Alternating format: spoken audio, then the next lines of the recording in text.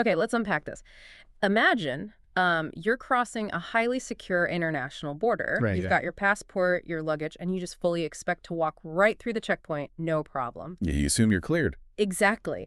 And when we swallow a standard pill, that is basically what we assume is happening inside our bodies, right? Like, we assume the medicine has a VIP pass, you have a headache, you take a pill, the border guards wave it through, and boom, the pain goes away. It's a very comforting assumption.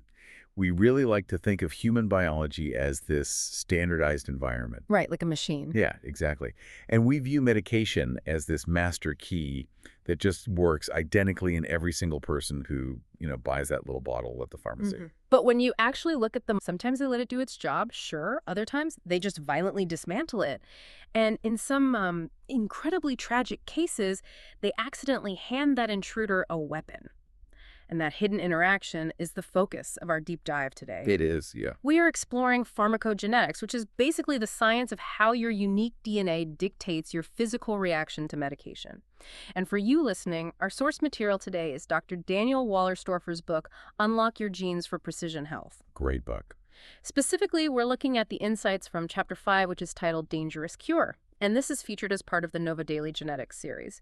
So what is the mission here? We really need to uncover why standard medications can heal one person but prove fatal to another, and how understanding our genetic cleanup squad could just fundamentally change how you take medicine. What's fascinating here is the evolutionary context.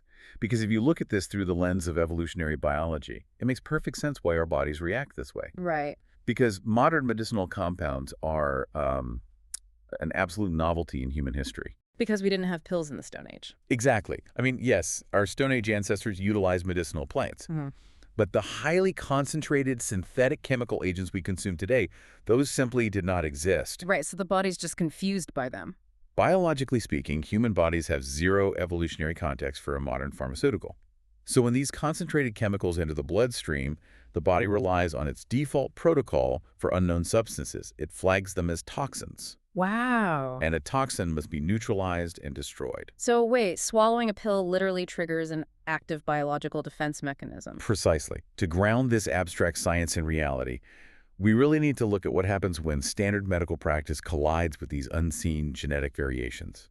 And the chapter outlines a story from 2017 that is it's profoundly difficult to process, but it perfectly illustrates exactly this collision. Yeah, it's a very tough story. It involves a woman named Ellen and her newborn baby. Right. So in 2017, Ellen gave birth to a healthy boy named Joshua. He weighed 8.5 pounds, which is about 3.94 kilograms. A perfectly healthy baby. Completely healthy. And for the first week, everything was perfectly fine. Ellen was breastfeeding, occasionally pumping and storing excess milk in the refrigerator. Like so many new mothers do. Exactly.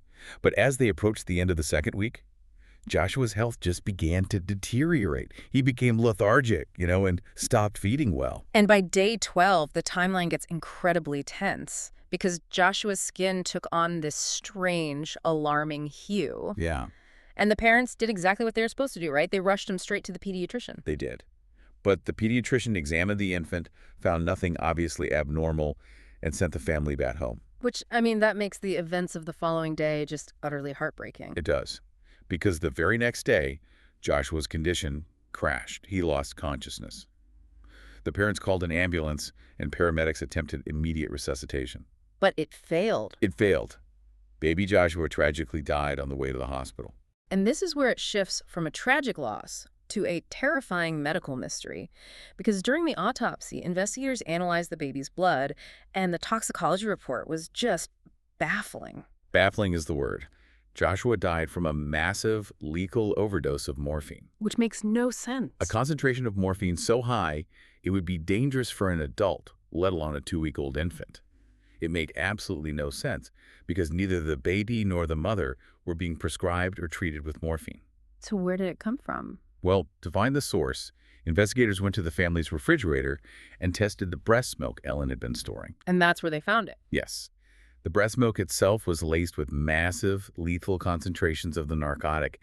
He had ingested the fatal dose directly through his mother. So what does this all mean? How does a mother's body naturally produce lethal levels of morphine? Right. That was the investigators' question, too. They scoured Ellen's medical records, and the only possible variable was a routine prescription she got when she left the hospital. She's taking codeine for postpartum pain. Which is a drug given to 150,000 new mothers in the U.S. every single year. Exactly. And her doctor had explicitly assured her it was completely safe to take while breastfeeding.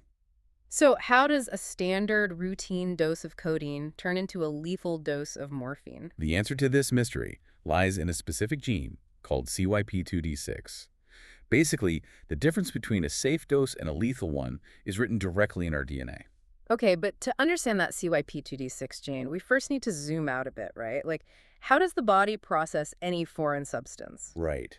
We need to look at the massive scale of the problem first.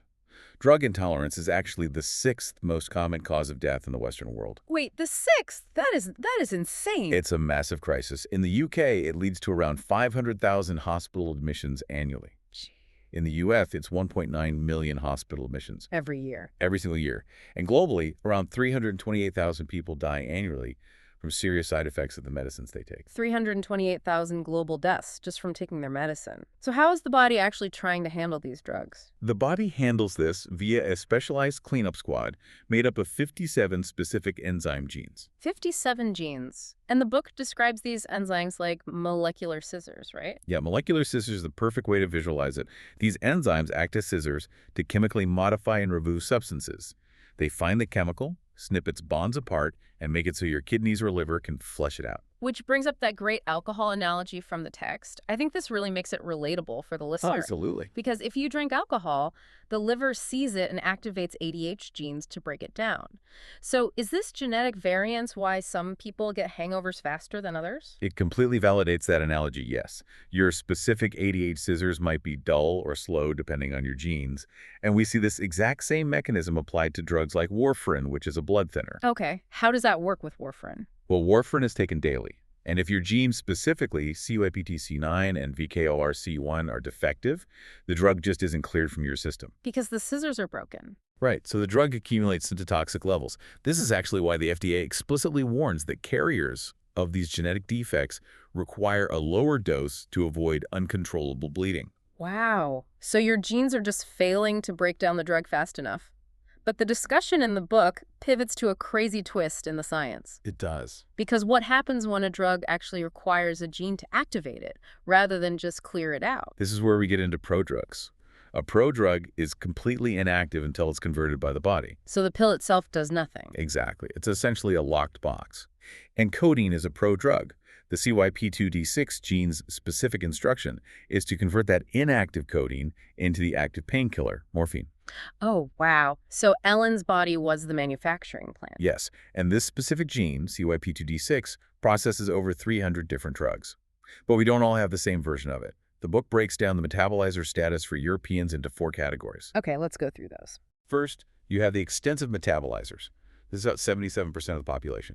They have normal 100% breakdown. They take codeine, it turns to morphine safely, pain is gone. So for most people, it works fine. Right. Then you have intermediate metabolizers. That's 11% of people. They only have 50% breakdown. And the book uses a really good analogy here. It's like drinking a bottle of wine, but spread over 3 evenings. The concentration is never high enough to actually work. Exactly. The pain relief for them is basically 0.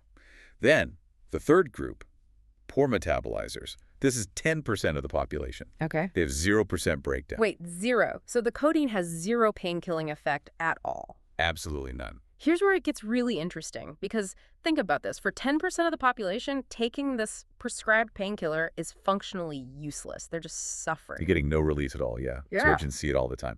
But the fourth group is the ultra-rapid metabolizers. And this is the rare group, right? Very rare. Just 2% of the population. Yeah. They experience 200% breakdown because they literally have an extra 2D6 gene. Which turns their body into a hyper-efficient morphine factory. Instantly. And that brings us right back to Ellen. It does.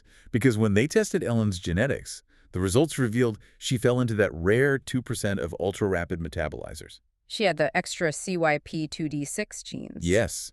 So her extra genes converted the standard codeine dose into morphine far too quickly. It flooded her breast milk with a lethal concentration. The tragedy was entirely predictable through her genes. That is just, it's devastating. And it really makes you think about your own risks, right? Like, Mhm. the expert in the book breaks down the listener's own statistical reality. The numbers are a wake-up call for everyone listening.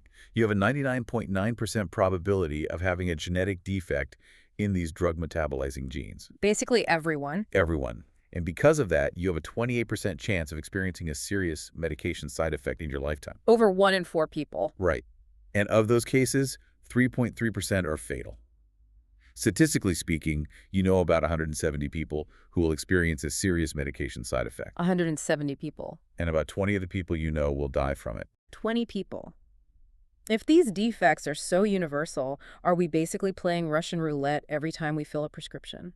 Well, if we connect this to the bigger picture, the future of pharmacogenetics is changing that entirely, just as we test blood types before transfusions today. Right, which we would never skip. Exactly. Yeah. The future standard is preemptive gene analysis. We don't have to guess anymore. Pharmaceutical companies are even reevaluating failed clinical trials right now Wait, really? Why? because they want to see if previously discarded drugs might actually be perfectly safe if genetically incompatible participants are just excluded. If you remove that rare 2% who react badly, the drug might cure the other 98%. That is incredible. So they're going back through the archives. They are. So to wrap up this deep dive, the main takeaway here is that our genes are really the invisible gatekeepers to our health. They literally determine whether a prescribed medication acts as a cure or a dangerous toxin. They are the ultimate border control. And I want to leave you, the listener, with a final thought on this. Because if clinical trials are being reopened right now to account for genetics, it makes you wonder how many quote-unquote miracle cures for major diseases are already sitting in a discarded file somewhere, just waiting for us to finally match them to the right genetic profiles. It's a huge question. The cures could already be out there. It really makes you think. Thank you so much for joining us on this deep dive. We'll catch you next time.